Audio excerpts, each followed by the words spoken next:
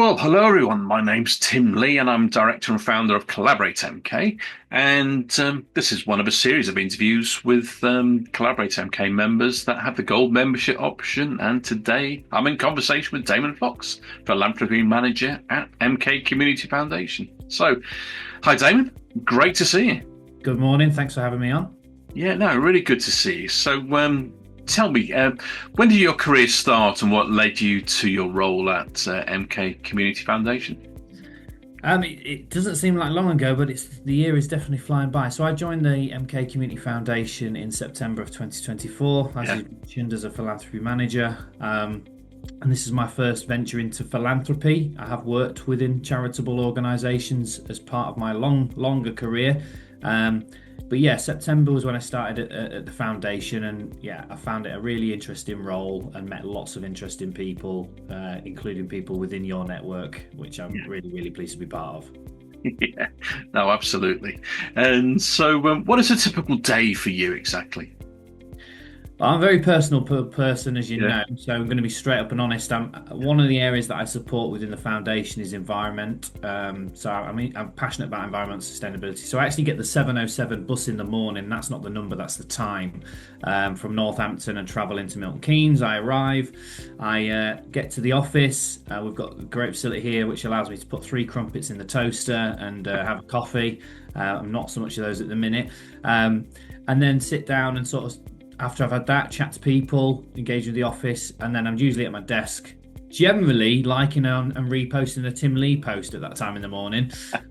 Before looking at my own social media, LinkedIn I found very interesting, especially for someone who's not known anything about Milton Keynes before I started the role. It's been a great source of finding people and talking to people and them sharing things. And then the day really alternates between two key areas that I have within philanthropy, which is income generation, which is speaking to businesses, people out there who want to support but don't know how to support, have seen the foundation, don't know enough about the foundation. So I generally go for a lot of coffee meetings and bring people into the office, as you've had the pleasure of doing. yeah, And then the other part of that time is working with charities, directing them to our website to apply for grants and funding, of which then at different points during the year, I then am involved in presenting their applications to a panel to allow them to hopefully be successful in receiving funding from the foundation. yeah, no, that's terrific. Busy times to say the least, and I would say, the charities just need to be told these things. They just may not be aware of what is out there, and that's the beauty of having you on board to get that communication going. So that's terrific. So what is your goal within the Community Foundation, within your role? Well, we have a target of income generation, but we also have a target of really surpassing what we keep doing year on year, which is giving out. So last year, 121 charities, 2 million in total. And for those that don't know, full background, we're slightly different for other foundations in the country in that we own property. So an asset of that is we're able to give rent subsidy out to charities to use our building. Now, Collaborate have accessed Fair Space, which is a building that can be used and rooms that can be used for conferencing, events, etc. But within the two buildings here on Midsummer Boulevard, we've got multiple businesses, commercial and charities. And those charities can access potentially 75% rent subsidy, again, through grant application. They can do that. And that might be a small charity that's starting up for the first time, or an existing charity that might want to move space. So that's where that opportunity to raise above 2 million, which we gave out last year, is there for us. And we do that through the support of commercial revenue from businesses using the building, or people like using the facilities next door and generating that income. Right. Okay. That's very interesting stuff. I knew some of that, but certainly not all of that. That's terrific. So what sort of challenges do you face in your role?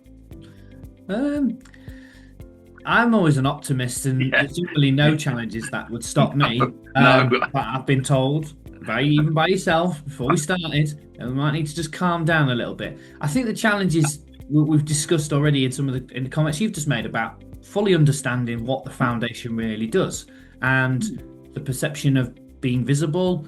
And yes, we've got a marketing team, and yes, we're all here doing philanthropy as well, but I'm very much out there trying to connect all the dots with everybody, Yeah, whether it is myself to a charity to a business, me to the business, etc., and connecting everything. Because ultimately, I mean, there's multiple sayings you could use around that term of networking and what that looks like, and slogans and etc. But I'm just a people person who yeah, cares about wherever I work, live, what I'm doing, and I generally do it with quite a lot of passion. yeah. And that's always come across. I've only known you what, just over 6 months or so now, but no, that's certainly come It's more than across. that. It's 8 now. Probably is 8. Yeah, it probably would be now, wouldn't it? Yeah, of course Yeah. it is. So, and yeah, we have another thing in common. We are both huge Liverpool fans. So, what was the greatest moment for you then?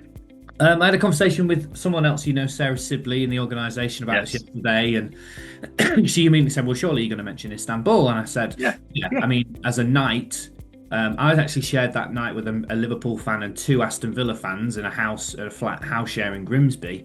Um, so yeah, that was something that will never go down. But actually, physically being there, Yeah. Yeah. I actually attended the FA Cup final at Millennium Stadium where Liverpool came from Oh, 1 down against Arsenal, and yeah. it was in the middle section shared between Arsenal and Liverpool fans, and both myself and my dad were receiving a lot of abuse from a lady next to us quite a lot of the game, and Right. obviously Youngberg scored quite early. And then Michael Owen scored 2 goals in the final 10 minutes and Oh, completely changed the game. And I've got the whole game on video, tape cassette from BBC 5 Live, I think. Um, yeah, to witness that was a really good oh, experience. that I can so imagine. Never been to a cup final is absolutely crazy in all of my lifetime. But I suppose, yeah, my main claim to fame, and we've said this in the past, was 1974 Saint Etienne. Can you believe I was in the Cop aged? I've got the program for that game. Yeah, that's right. I think it was about less than £1. It was maybe like 80 pence. Oh yeah, if that, to be fair. Yeah, Yeah. got some 20 pence, all sorts, as you know. Honestly, yeah, but quite an amazing night. I can't remember seeing the goal. Just remember going crushing forward when it's about 30,000 in the Cop those days. But yeah, Really. health and safety didn't quite exist then. So brilliant. Well, it's been a pleasure talking to you today, Damon, and thank you so much for your support. And great to hear about your role. And look forward to seeing you at the next Collaborate MGA event. I'll be there and I'll be bringing lots of guests. Nice one. Thank you so much, Damon. Thank you.